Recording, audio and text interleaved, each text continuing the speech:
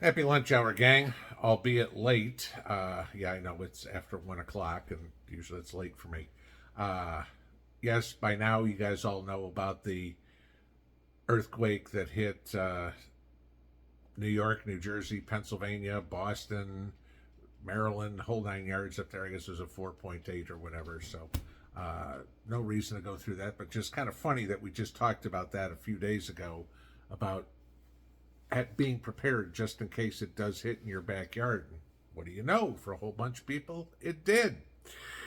Now, what I want to talk about is the reason I'm late, which ironically coincides with a bit of information that just came out. So, the reason I'm late is I got a phone call from friends of ours this morning that the local grocery store had a huge sale on bacon and chicken, right? No problem.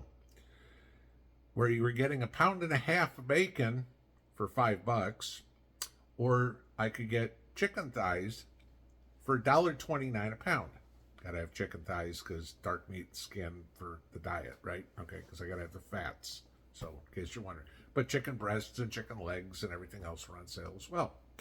So, of course, me and Mrs. P ran up to the store and bought 16 packs of chicken thighs and 10 packs, so 15 pounds of bacon, put it in the freezer, right?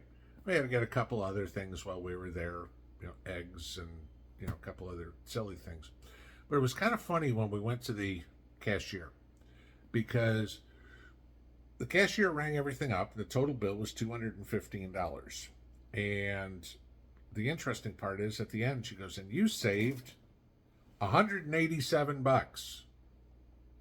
Yeah, okay. That was it because we were getting the chicken at 60% off and the bacon at about 48% off, 45% off, somewhere thereabouts. Okay, instead of $10.99, it was $5. No, actually, that'd be more than 50%. Okay.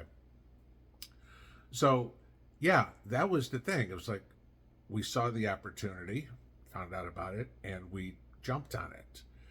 As Mrs. P and I were talking about on the way home, I get the fact that not everybody in the country can go out and drop $200 on groceries at one fell swoop. Understand that totally. But what amazes me all the time is the same, not everybody, but a lot of the same people who are saying that are the ones that go out to dinner every Friday night or stop at Starbucks every morning. And I'm thinking to myself, okay, you go out to dinner for a regular sit-down place, where you're going to get a burger, fries, maybe a salad, and a beer. Okay, two people go out, including tip. It's going to cost you $50. I'm going, yeah, you could buy 12 packs of chicken thighs for that. That's eating for nearly 2 weeks. Okay, or you could go out to dinner once. It's saving money on groceries, and how important that is going to be as we go forward, because as we were talking, with everything going out in the H5N1 thing going on right now, the bird flu, are we going to see the same thing we saw a few years back where there was no chicken in the store? You couldn't go to Tractor Supply or Rural King and buy chicks. They didn't have any, okay? And all of a sudden, there is no chicken to eat. And I know there's people who say, well, I don't eat chicken. Chicken's the number one protein that is eaten in the United States because of its cost. Okay, and the thing that killed me was looking at the price on the sticker of the chicken here. The normal price for chicken thighs was $2.99 on sale for $1.29. And I can remember just a couple of years ago, the regular price for chicken was $1.69, and maybe you got it for 99 cents. I can remember Trump's presidency and buying chicken thighs for 69 cents a pound and occasionally finding them for 39 cents a pound. That's Bidenomics.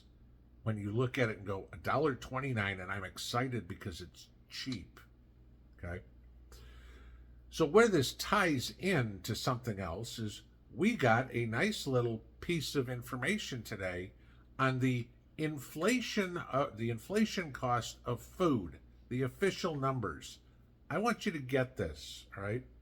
First off, I think the price of eggs has come down from where it was January 22. Remember, we were paying $6 for 18 eggs or something like that at that point, okay?